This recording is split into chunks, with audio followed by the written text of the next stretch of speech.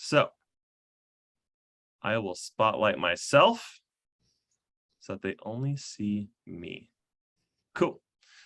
So welcome to advanced training, you guys. Welcome to advanced training. And advanced training 1, we learned about our names list, chicken list, the dropping down. We learned about how to use the secret weapon and how to set every single time. Now in advanced training 2, we're going to do a deep dive into how to handle objections, which is going to be an absolutely baller tool. I'm going to teach you how to get whatever you want, whenever you want, from whoever you want. So with great power comes great responsibility. That's all I'm going to say. So I'm going to teach you guys how to handle objections. Then we're going to talk about CPR. We're going to talk about CPR. Now, this isn't like the staying alive, not that kind of CPR. This is Cutco CPR. We're going to talk about closing, phoning, and recommendations. Then we're going to talk about building rapport and sharing our goals. And then I'm going to teach you guys how to call your guys' friends to get more names and numbers. So we have a pretty stacked agenda. We have team meeting right after this. So I'm going to try to get done in an hour, but you guys know that I like to talk. So with that being said, let's go ahead and dive in. So first things first is I'm going to teach you guys the objection cycle. The objection cycle. The objection cycle. This is how to get whatever you want from whoever you want, whenever you want it. So this is a very powerful tool. So please use this with responsibility. So with that being said, there is 4 parts into handling any objection. There's 4 parts into handling any objection. So part number 1 is going to be agree with your customer. Agree with your customer. When you agree with someone, what it does is it pulls down the barriers. Have you guys ever been in an argument with someone and they were like, you are so dumb for thinking that. I can't believe you would ever think that or do that. And you're just like, and then they say something else, but you're just stuck and hung up on the fact that they called you dumb and stupid. You don't hear anything else, right? Have you guys ever been there? Yeah, me too, right? So when handling objections, step number 1 is to agree. When you agree with someone and see their point of view, it drops down the barriers. They're more willing to listen and open up to you. So if someone was like, Trey, I think Michael Jordan is better than LeBron James. And if I was like, you are so stupid for thinking that, they're not going to hear anything else. They're not going to hear anything else past that. They're just going to hear that I'm just called them stupid. So first step is agree. Part number 2 is going to be a transition word. It's going to be agree with your customer. Is going to be agree with your step number 1, agree with your customer. Step number 2 is a transition word. Put a but or a however or that's why. You want to transition into that next part. So we want to agree. Step number 2 is going to be transition, a transition phrase. Step number 3 is going to be tell the truth. Step number 3 is going to be tell the truth. Tell the truth, give an alternate opinion, or something of the sorts. Tell the truth or give an alternate opinion. So step number 1 is going to be agree with your customer. Step number 2 is a transition, a but or a however or that's why. And then step number 3 is going to be give an alternate opinion and tell the truth. Give an alternate opinion or tell the truth. And then step number 4, the last step, is going to be ask for the order. Ask for the order or ask for the close. So let's say, for example, me and Chris are talking basketball and he says, Trey, I think LeBron James is better than Michael Jordan. I'm going to say, Chris, I agree with you. LeBron James is a great basketball player, but Michael Jordan has won more basketball games than any other player, or he's won more basketball, or he's won more championships than LeBron has. That's why I think Michael Jordan is a better basketball player, right? So I agreed with him. I gave a transition. I told the truth, and then I asked for the order again. So you guys have this automatically embedded into your guys's script. So when we go over here and go to our handling objections, every single one of our objections is built this way. So if they say that it's too much money and they can't afford it, You're going to say, I completely understand. 1419 is a lot all at once, right? So we agree with our customer. That's why. Transition. Telling the truth. Most of our customers split it up over 5 months interest-free, so it'd only be $309 per month. Telling the truth and giving an alternate opinion. Lastly, asking for the order. How does that sound? I completely understand. 1419 is a lot at once. That's why most of our customers split it up over 5 months interest-free, so it'd only be $309 per month. How does that sound? And you guys can use this in every single aspect of your life.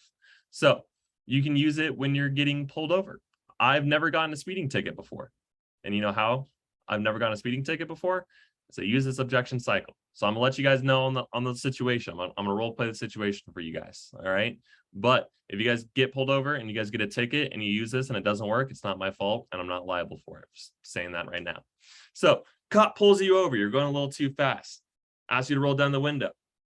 And he says, do you know why I pulled you over today? You're gonna say, officer, I completely understand why you pulled me over today. I was going way too fast. If I were you, I would have pulled me over too.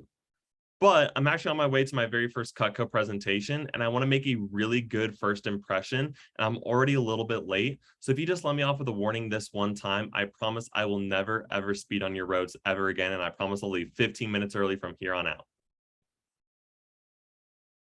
What is that officer going to do? His jaw's going to drop. What do most people say when they get pulled over? Ooh, I don't know why you pulled me over. You're going 60 and a 30. That's why you got pulled over. Don't be dumb. Cops aren't dumb, right? So use this objection cycle. Use it in your personal life. Use it in your presentations. Use it in your demo. It is going to be so key and so important for everyone to be able to handle that objection. Handling an objection is not being pushy. It's not being pushy. It's not being salesy. It's giving your customer the proper information that they need to make an educated decision.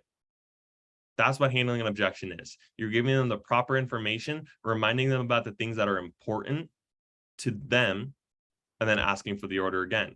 So if they say it's too much money and they can't afford it, just be like, hey, I agree. 1419 is a lot all at once. That's why a customer split it up over 5 months. So it'd only be $309 per month. How does that sound? We're giving them the proper information, right? They're focused on the 1419 when we can really be focusing on the 309. So the 309 is a much more manageable number than the 1419. Thumbs up if that makes sense. Cool. So that's how to handle objections. That goes for objections on the phone. That goes for objections with recommendations and referrals, objections with the sales. All of our objections and all of our scripts are handled the exact same way. So use this in your personal life. I had a girl last week. She goes, I use this on my boyfriend and we ended up getting Chipotle instead of McDonald's. And I love it. I'm going to use it all the time now. So she's using it on her boyfriend. So use this with great responsibility because you have great power now. So that's the objection cycle. Next thing I want to go ahead and dive into and do a little bit more of a deep dive into is closing, phoning, and recommendations. Is closing, phoning, recommendations, and talk about CPR. CPR certified. Getting CPR certified.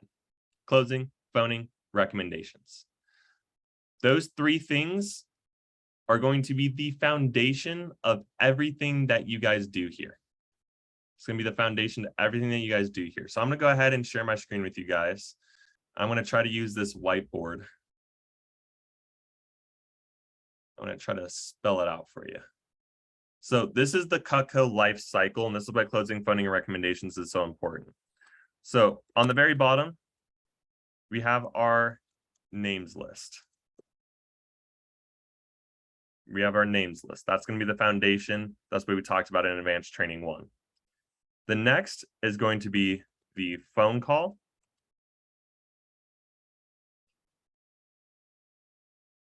Next, let's move this.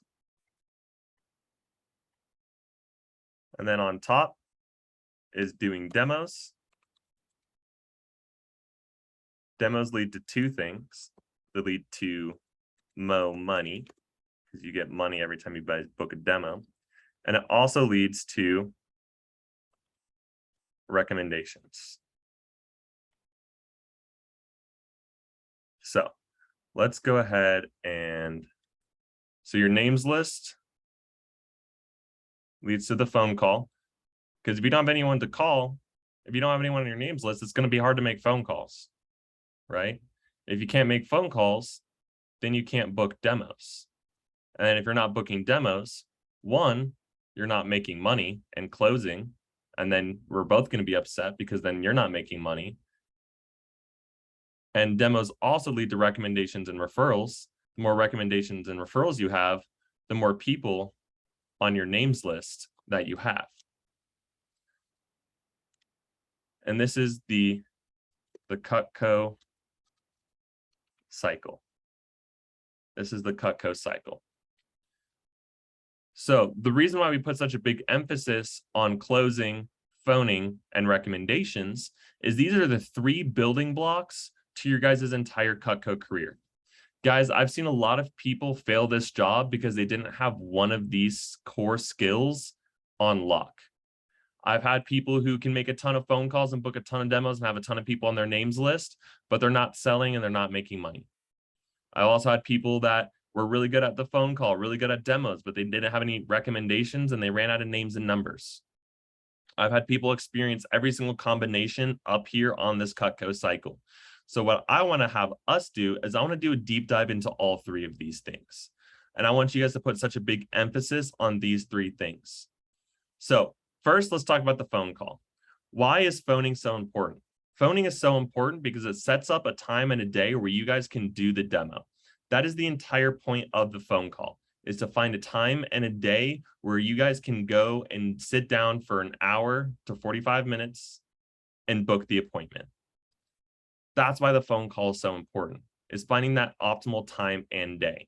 And I know that some of you guys have had cancellations, some of you guys had reschedules. And with the phone call, the biggest tip I can give you guys, or I have 2 tips for the phone. One is to make more phone calls.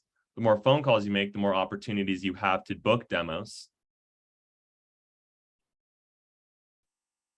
The more phone calls you make, the more opportunities you have to book demos. The second thing that the phone call does is you want to make sure that you set up an optimal time. You want to find the best time to do a demo and not just a good time. I remember I was doing a presentation for Heather Parrish's mom, Miss Parrish. And I was like, Miss Parrish, does this Friday at 6:30 work for you? She goes, I guess 6:30 works. And I was like, Miss Parrish, you don't sound too confident in that. What about Saturday morning at like 10:30? She goes, oh my gosh, that would work so much better for me and my schedule. I was like, dope, let's do Saturday morning at 10:30 then. So what I want you guys to notice from that phone call is that she picked a time and day, Friday at 6:30, but Friday at 6:30 wasn't the best time for her. It was a time and it worked, but it was going to be tight. I wanted to make sure that she was at home in front of her computer, ready to give her, or ready for her to give me my full attention, and vice versa. Right? So Friday at 6:30 was a good time, but Saturday morning at 10:30 was the best time to do a demo.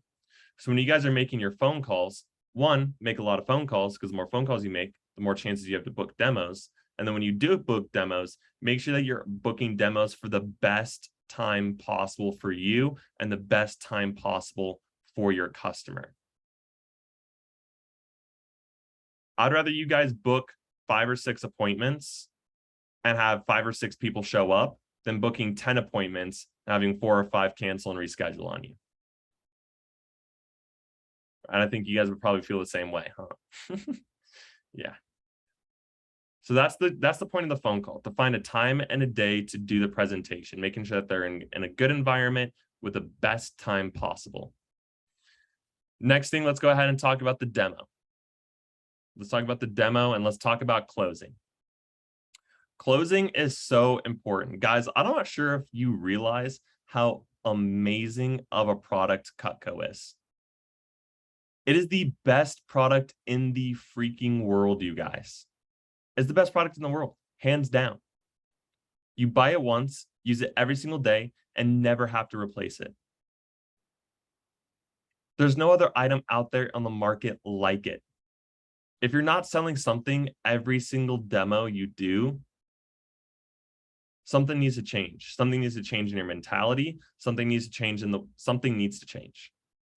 There's only a very few instances where people can legitimately not afford it. The reason why I had a 90% close when I was a sales representative and when I was an assistant manager was because I had the passion for the product. I knew that it was the best product in the world. And that 1 out of 10 person that didn't buy, they were in a legit financial struggle where they could not even afford a single cutting board. They couldn't afford a single oven mitt. And they were just legitimately doing it to help me out. Besides that, if I knew that they had the money, if I knew that they had the income, I was making sure that they were getting Cutco every single time. I would not leave a demo without making sure that Mrs. Jones pulled out her credit card. I was like, Mrs. Jones, you are going to pull out your credit card and you are going to buy something from me today. It's just a matter of finding what it is. That's the mentality that you guys need to have going into your presentation. It's not a question of if they're going to buy. It's a question of what are they going to buy? Finding something and catering to your guys' customers' needs. Guys, this is a customer sales and service position. Sales and service. You want to be able to do your customers a service. And by service, I mean finding what works best for them and what would fit their needs in the kitchen. Now, not every single person is going to need an ultimate set. Not every single person is even going to need a homemaker set. Some people just need a single trimmer, a single cutting board, a sheath to cover their already cut or their already existing Cutco. Right? Whatever it might be, it is your guys' job to find out what your customer would use the most. If they're a vegetarian, I don't recommend the cleaver. The cleaver is used for big, heavy-duty meats, right? Why would I recommend a meat cleaver to a vegetarian? Right? I'm going to give them the veggie knife, the trimmer, and like the petite carver. Right? I'm going to get them knives that are used for those vegetarian needs and diets. Right? So make sure you're catering to your customer's need and also doing a service. If you guys remember in training, I said sales is 2 things. Sales is putting the product in front of the customer and showing the value in that product. Booking the appointment and doing the demo with the customer is putting the product in front of them. The actual demo should show the value in that product. So show value, bring value to every single one of your guys' customers.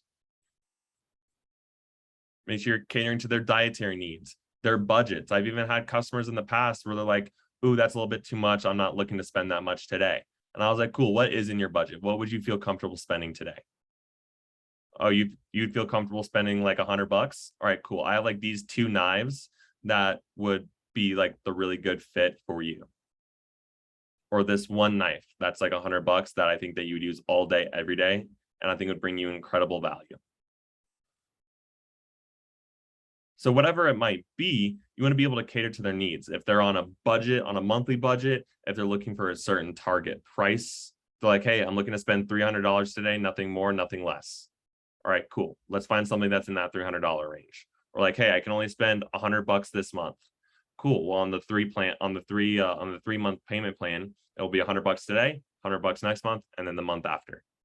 And you get $300 worth of stuff, but you're only paying $100 for it today. Right. So being able to cater to your customers' needs and listen to what your customer is saying. Listen to key phrases like wants, needs, I've been looking for, I've had issues with blank. They're like, oh, I need a good chef knife. Congratulations, you just sold a chef knife. They just sold you on it. Mrs. Jones, you said you needed it. Let's get it. Oh, I've been looking for a good meat knife. Oh, Mrs. Jones, do I have the meat knife for you? This Hardy slicer is going to be the shit. You're going to love it. Right? Oh, I've been wanting, or I've been looking for, I've been needing. Listen to those key phrases, because those key phrases, those are like those pain points, right? Those are the points where like, hey, she said that she was looking for, needing this, wanting this, or she was having issues with her past knife, and Cutco's will fix this issue. So making sure that you guys are also being active listeners with your customers throughout the closing process as well. Thumbs up if that makes sense. Cool. And then recommendations and referrals. We talked about this in Advanced Training 1 a little bit, but we'll dive in a little bit deeper in here now. So the recommendation and referral process is the most important part of the presentation. Is it okay if someone doesn't buy Cutco from you, but they give you 10 recommendations and names and numbers? Absolutely. Absolutely.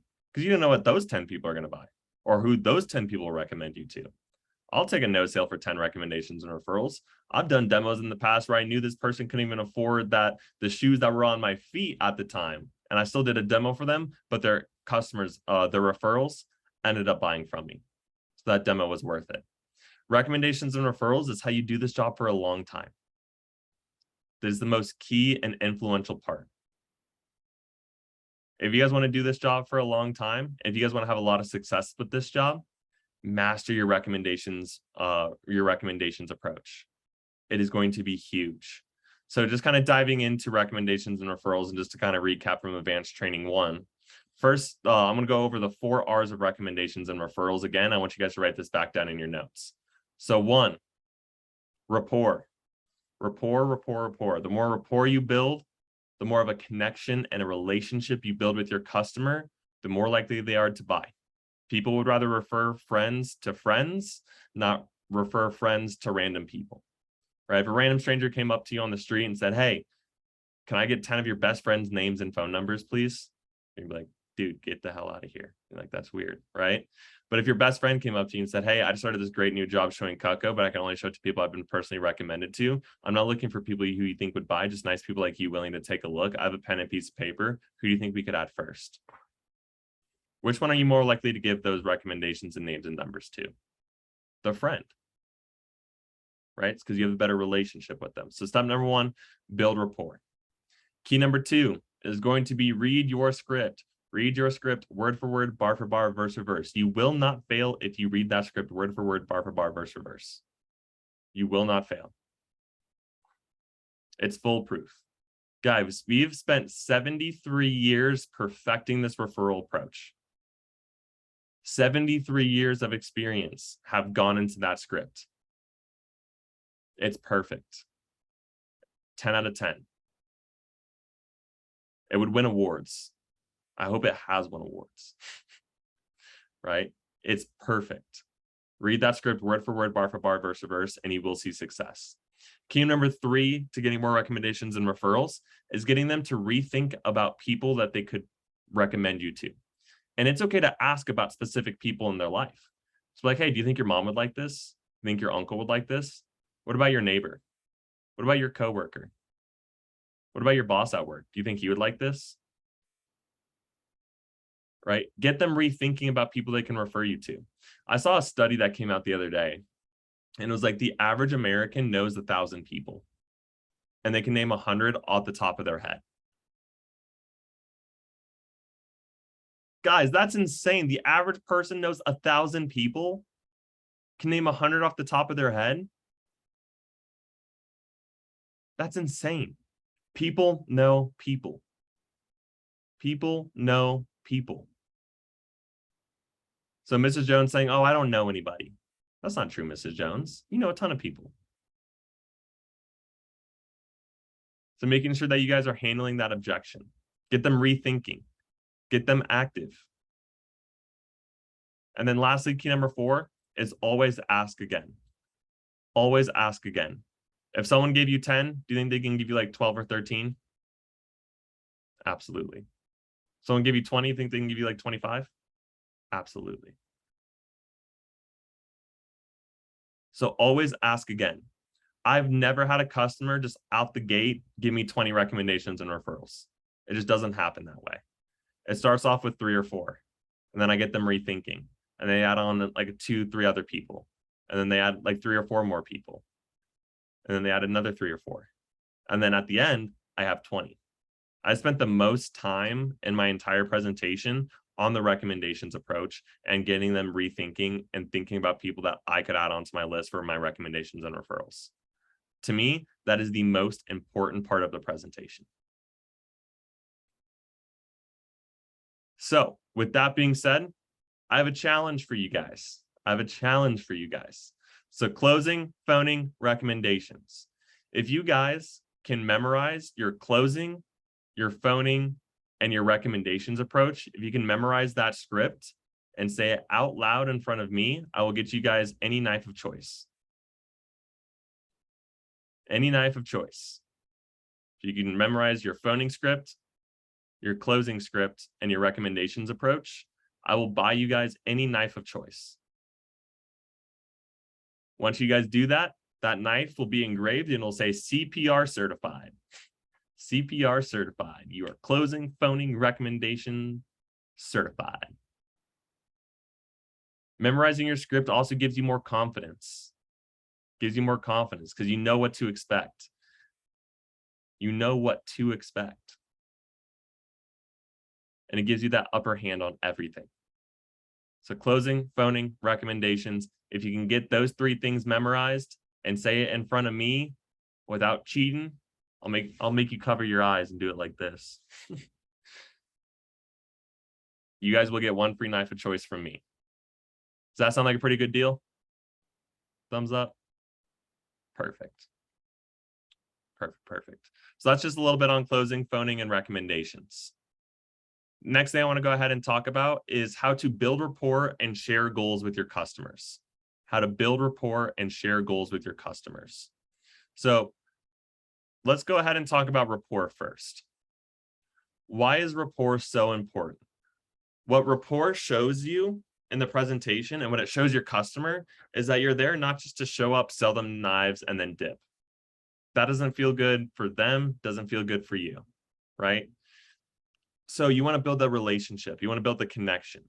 So key number 1 into recommendations, or key number 1 into building more rapport, is the 15-minute rule. The 15-minute rule. I want you guys to write this down. The 15-minute rule. In the first 15 minutes of your presentation, you are not allowed to talk about knives. You are not allowed to talk about Cutco. First 15 minutes on the job. First 15 minutes in the demo. It is strictly building rapport, building connection, building a relationship. I've had times where customers have been like, why are you here again? I'm like, oh yeah, I'm here to do the Cutco presentation. Let me pull it up. Right? You should have your customers asking you to start the presentation.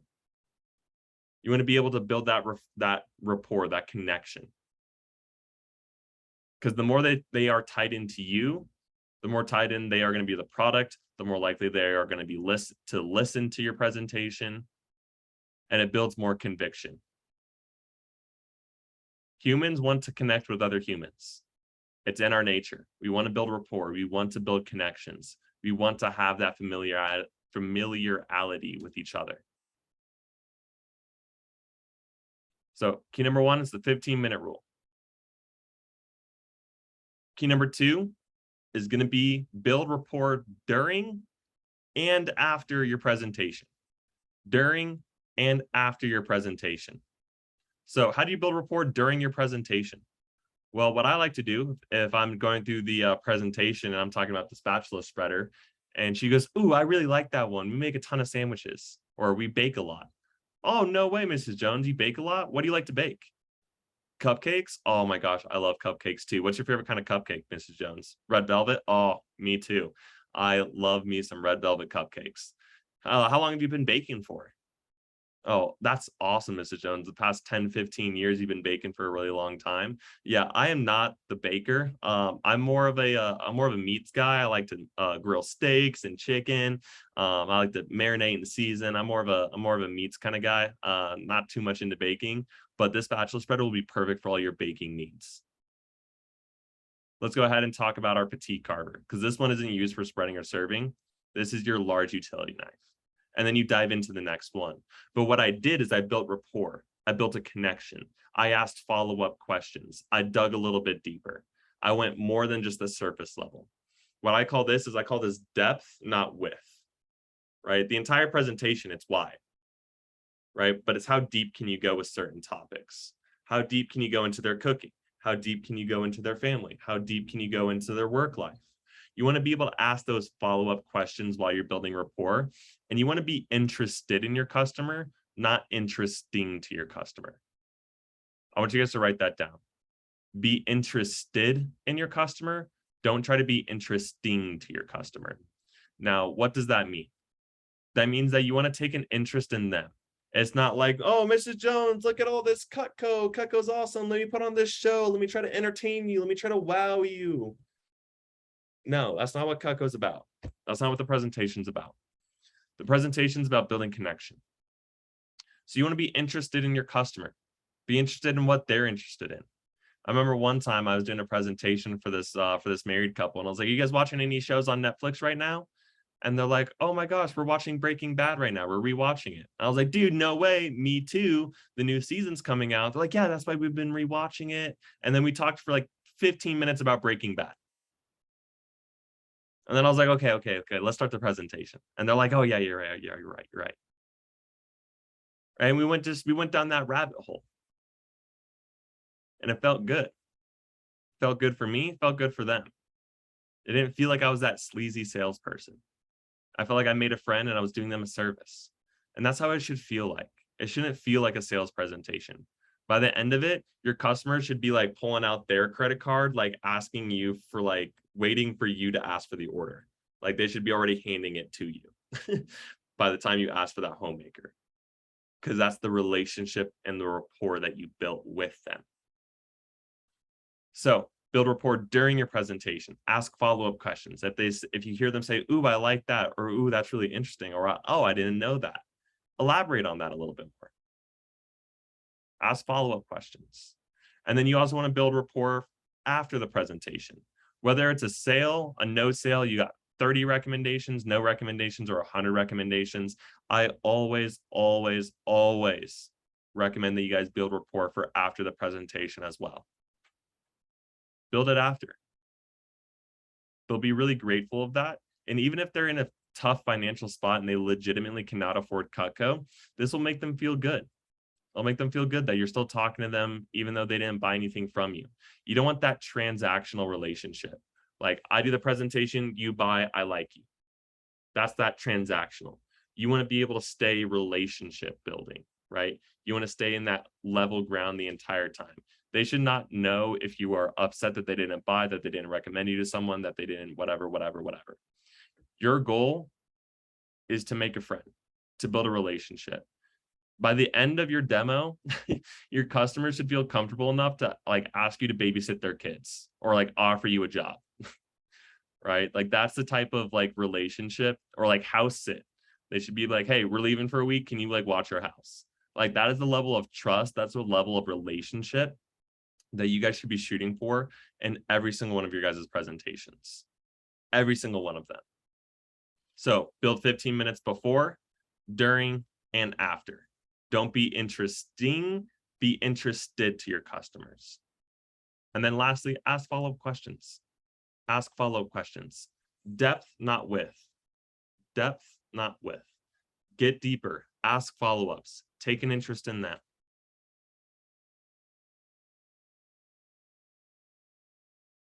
The next thing I want to go ahead and dive into is sharing your goals. So you guys can do a little squiggly line. You guys can draw a little squiggly line.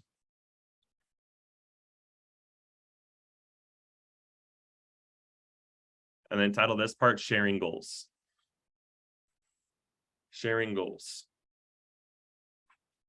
First thing I want you guys to write down under sharing goals is people don't buy what you do, they buy why you do it. People don't buy what you do, they buy why you do it. The why is more important than anything else in your entire presentation. And this is my favorite part because this is the part that comes from here. It's the part that comes from the heart. This is where you get to show your passion. This is where you get to show your energy. This is the part of the presentation where you get to show out. What do most adults say about Gen Z? Because most of us are, I think all of us are Gen Zs. What do they say about Gen Z? That we're lazy. We don't know how to talk to people. We're unmotivated. We don't work hard. We're not aspiring to go higher in places, right? Those are all things that we've heard about Gen Z. Show of hands, have you guys all heard those things? Yeah, right? So your goal in the goal sharing part is to break that status quo, to break that stigmatism. Let them know that you are motivated, that you do have goals and aspirations, that you are working hard towards something.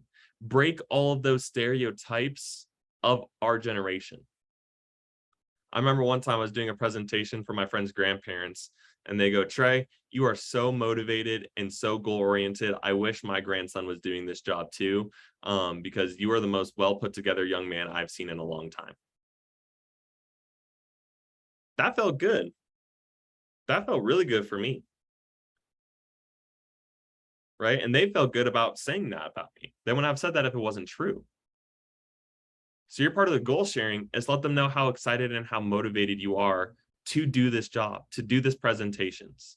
And remember that video in training where we talked about the golden circle? It was like the why, how, what. Everyone knows what they do. Some people know how they do it. Not a lot of people know why they do it.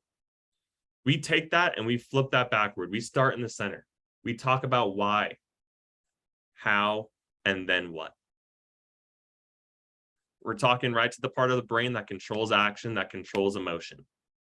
We want to be able to share our goals. So here's how you should share your goals. I recommend having 3 to 5 goals per category, and you should have 2 categories. So I want you guys to go ahead and make a little T chart for me. I want you to number it 1 through 5 on both sides. On one side, I want you to put personal. On the next side, I want you to put professional. On one side, I want you to put personal. On the next side, I want you to put professional. You should have 5 personal goals, 5 professional goals.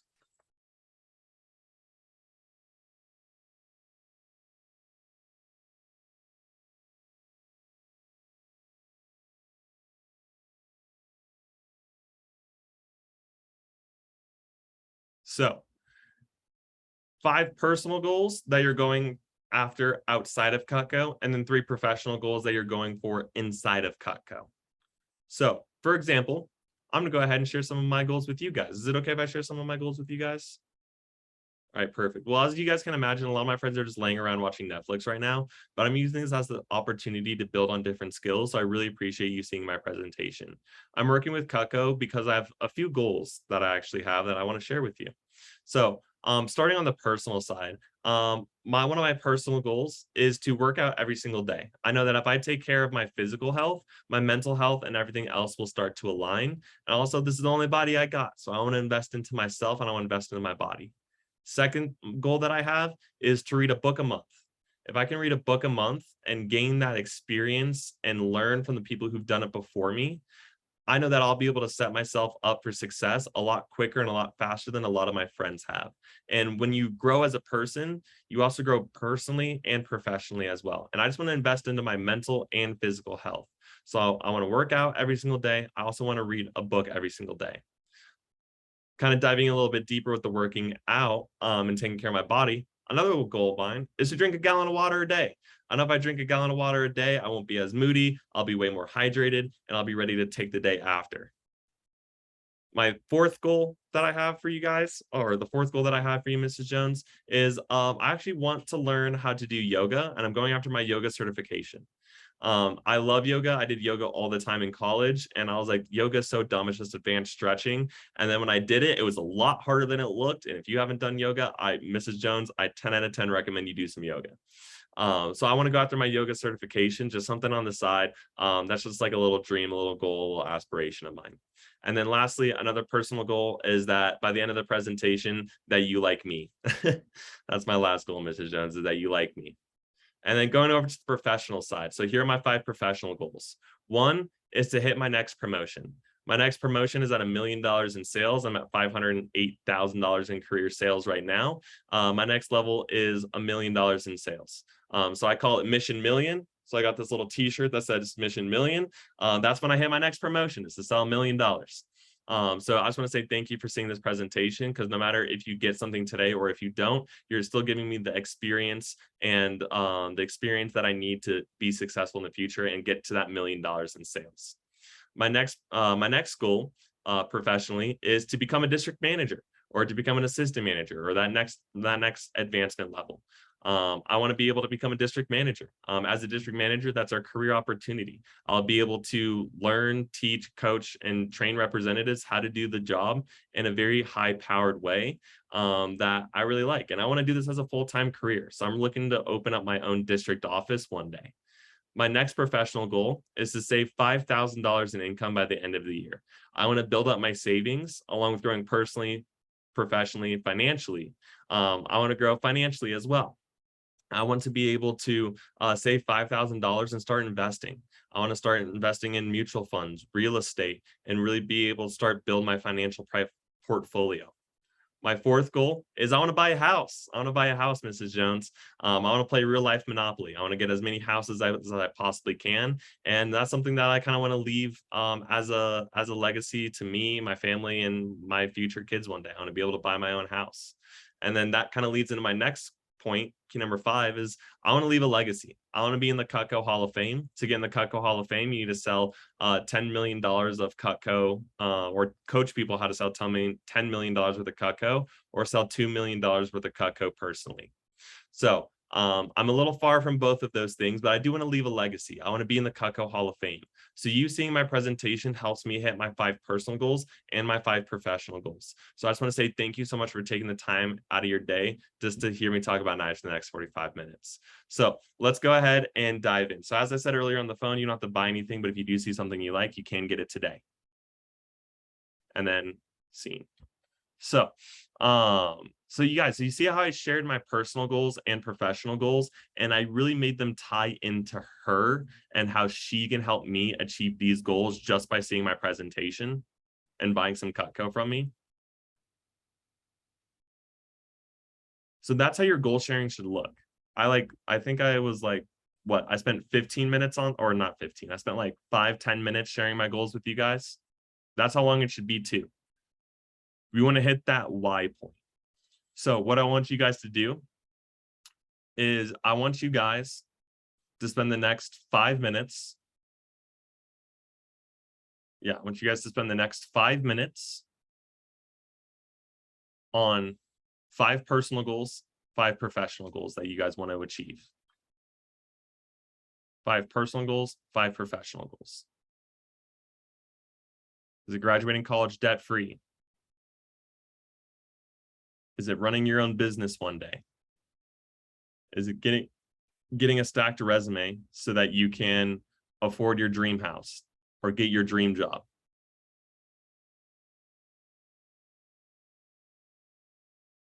Do you want to gain a certain amount of weight? Do you want to lose a certain amount of weight? Do you want to drink a gallon of water a day? Do you want to buy your first car? You want to buy your first house? Do you want to invest in Bitcoin and cryptocurrency and build your financial portfolio?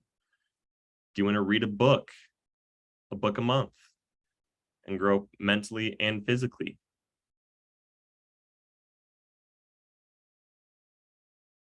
What are your guys' goals towards, what are you guys looking to get out of the next couple of years? And this can be Cutco, and it can also be personal goals too.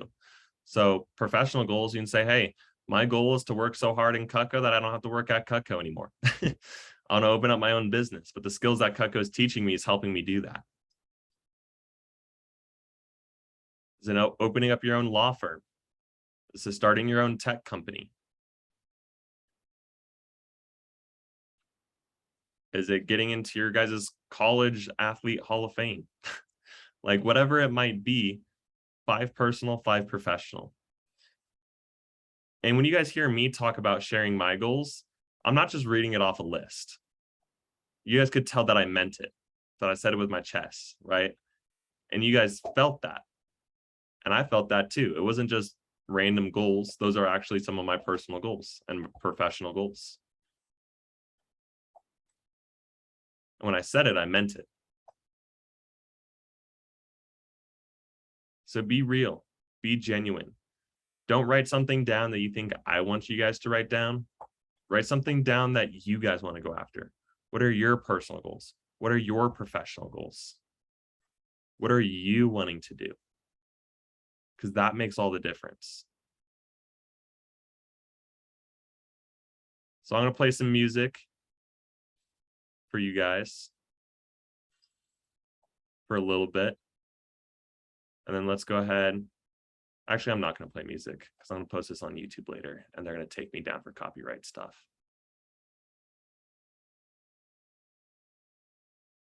So 60 more seconds. 60 more seconds.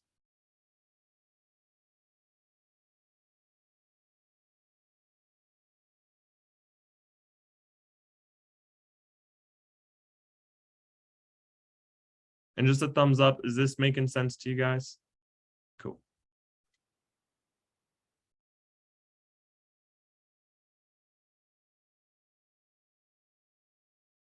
Awesome. Do you guys have your 5 personal, 5 professional?